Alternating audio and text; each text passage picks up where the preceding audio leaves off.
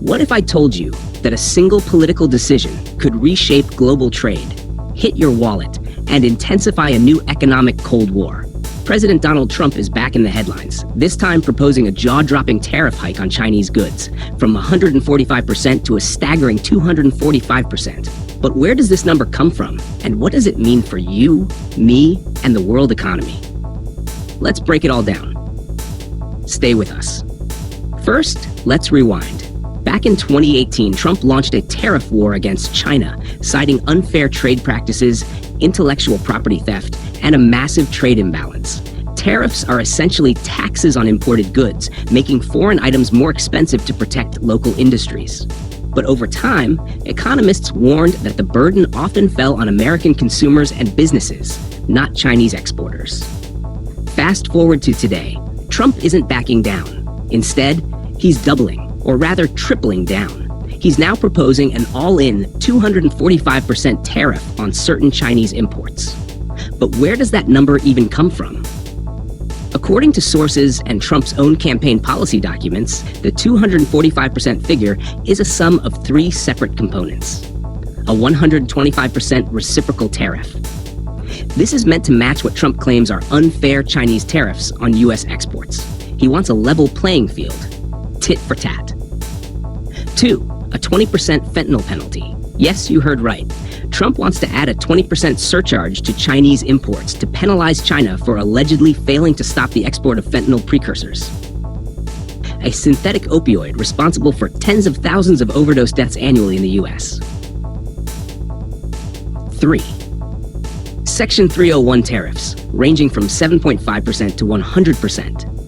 These have been in place since 2018 and target Chinese goods linked to intellectual property theft and forced tech transfers. When all of these are layered on top of one another, some products could face a combined tariff of up to 245%. An economic wall, if there ever was one. The proposed hike isn't just a political statement, it's a global economic tremor. Experts warn that such extreme tariffs could drive inflation in the U.S. as businesses pass on increased costs to consumers, disrupt supply chains, especially in tech, electronics, and manufacturing, strain trade relations, not just with China, but also with allies that rely on integrated markets, trigger retaliation. China has already pushed back, labeling the idea irrational and threatening countermeasures. Rumors of high tariffs can jolt markets, spook investors, and create volatility in stocks, commodities, and currencies.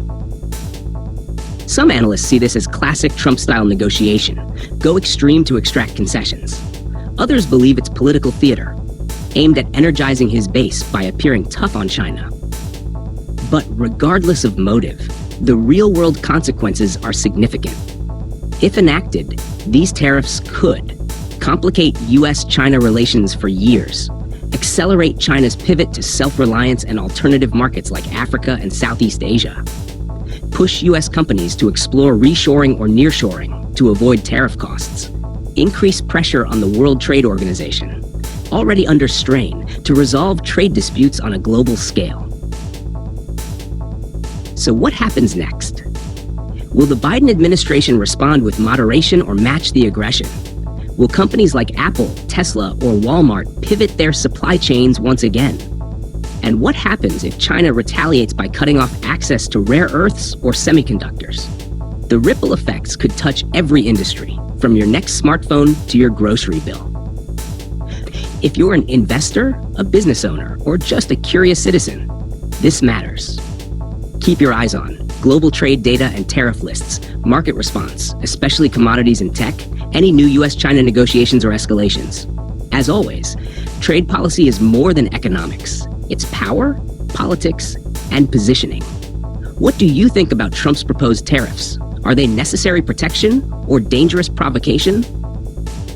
Let us know in the comments.